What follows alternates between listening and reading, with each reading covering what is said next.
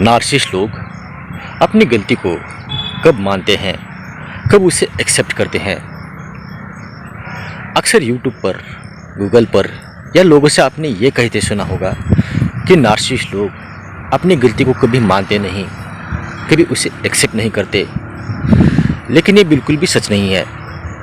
कुछ नार्सिसिस्ट अपनी गलती को मानते भी है और उसे एक्सेप्ट भी करते हैं। हमारे एक सब्सक्राइबर है जिन्होंने बताया था कि उनकी वाइफ एक नार्सिसिस्ट है। उसने शादी के बाद उनको बहुत बार चीट किया, लेकिन जब भी चीट करते हुए पकड़ी जाती तो वो मानती थी, एक्सेप्ट करती थी कि मैंने आपको धोखा दिया है, और उसके बाद प्रॉमिस करती थी कि दोबारा ऐसी गलती कभी नहीं करूँगी, और फिर से वो वही गलती करती थी। ये एक नहीं बल्कि ऐसे बहुत सारे एग्जाम्पल है जिसे मैंने आप ही से सुना है और देखा भी है। अब यहाँ पे सवाल ये नहीं कि उसने आपको चीट किया है, वो तो उसका गुनाह है, और ऐसा गुनाह मेल और फीमेल नार्सिसिस्ट दोनों भी करते हैं। यहाँ पर इम्पॉर्टेंट ये है कि नार्सिसिस्ट गुनाह के बाद या गलती के बाद उसे एक्सेप्ट करते हैं, उसे मानते हैं। इस टॉपिक का सबसे बिग पॉइंट ये है कि लोग अक्सर ऐसा क्यों कहते हैं कि नार्सिसिस्ट लोग अपनी गलती को कभी एक्सेप्ट नहीं करते। तो जो लोग ऐसा कहते हैं वो उस नार्सिसिस्ट के सब सप्लाई होते हैं या टेम्पररी सप्लाई होते हैं, जिसके वजह से नार्सिसिस्ट लोग उनके सामने अपनी गलती को कभी एक्सेप्ट नहीं करते। जो नार्सिसिस्ट का मेन सप्लाई होता है या जिस इंसान के ऊपर वो डिपेंड होते हैं या जिस इंसान को वो अपने लाइफ में लॉन्ग टाइम तक रखना चाहते हैं, उसी के सामने नार्सिसिस्ट लोग अपनी गलती को एक्सेप्ट करते हैं, क्योंकि उस इंसान की नार्सिसिस्ट लोगों को लाइफ में बहुत ज़्यादा ज़रूरत होती है, जिसके वजह से किसी भी कीमत पर वो उसे खोना नहीं चाहते।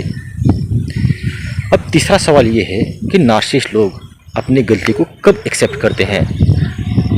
तो पहला, जब मेन सप्लाई उनको चीटिंग करते हुए पकड़ता है तब, और दूसरा तब जब अपोजिट सिचुएशन क्रिएट होती है।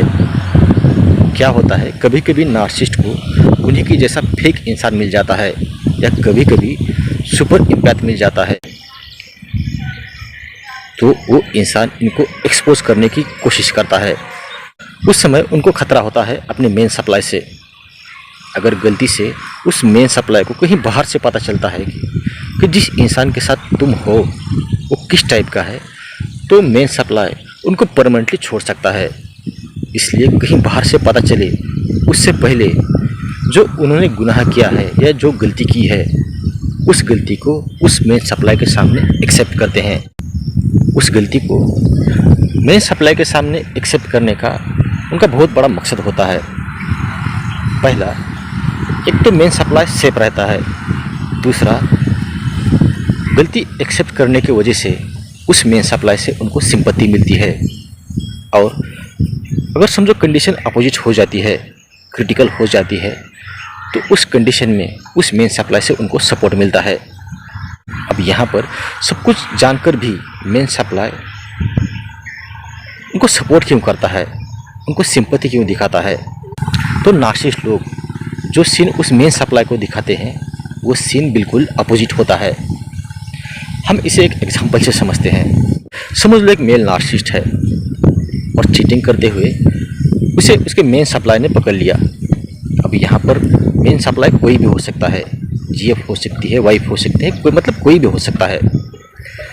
तो स्टोरी यहाँ पर ऐसी बनती है कि वो लड़की या वो फीमेल बहुत दिनों से मेरे बहुत पीछे पड़ी है।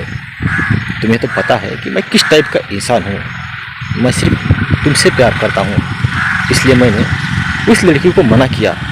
लेकिन अब वो मुझ पर गलत इल्ज़ाम लगा रही है कि मैंने उसके साथ बहुत कुछ किया है। हाँ, मैं उसे अकेले में बहुत बार मिला, उसके साथ घंटों बातें करता था, लेकिन मेरे दिल में उसके लिए ऐसा कुछ भी नहीं है। मतलब उस लड़की के साथ तो सब कुछ किया, लेकिन उसी पर इल्ज़ाम डालकर थोड़ा सा गुनाह एक्सेप्ट कर लिया। ये होता है नार्सिसिस्ट लोगों का एक्सेप्ट करने का तरीका। गलती तो की है, लेकिन बहुत थोड़ी की है, बड़ी गलती तो सामने वाले इंसान की है। मतलब अपनी गलती को छोटा दिखाना और सामने वाले पर्सन की गलती को बहुत बड़ा दिखाना, ये होता है नार्सिसिस्ट लोगों का एक्सेप्ट करने का तरीका, जिसके वजह से मेन सप्लाई भी उन पर हमेशा ट्रस्ट करता है। और उसको सबसे बड़ी बात ये लगती है कि मेरे नार्सिसिस्टिक पार्टनर ने या मेरे नार्सिसिस्ट ने जो गलती की या जो गुनाह किया है, उस गुनाह को मेरे सामने एक्सेप्ट किया। मतलब सामने वाला इंसान या सामने वाला नार्सिसिस्ट मुझ पर कितना ट्रस्ट करता है, मुझसे कितना प्यार करता है, लेकिन एक्चुअल में ये सब कुछ फेक होता है। यहाँ पर आपकी आंखों में मिट्टी डाली जाती है और ये आपको कभी समझ नहीं आता।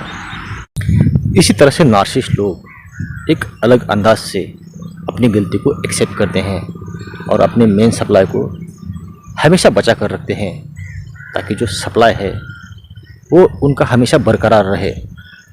बस यही बताना था मुझे आज की इस वीडियो में। अगर आप किसी नार्सिसिस्टिक रिलेशनशिप में फंसे हैं और वहाँ से बाहर निकलना चाहते हैं, तो बाहर निकलने में मैं आपकी 100% हेल्प करूँगा, जिसके लिए डिस्क्रिप्शन बॉक्स में मैंने अपना व्हाट्सएप नंबर दिया है, उस पर आप लोग मुझे कांटेक्ट कर सकते हो। और अगर ये वीडियो आपको पसंद आता है तो इस वीडियो को सब्सक्राइब, लाइक और शेयर ज़रूर करना। वीडियो देखने के लिए और समय देने के लिए आप सभी लोगों का दिल से धन्यवाद।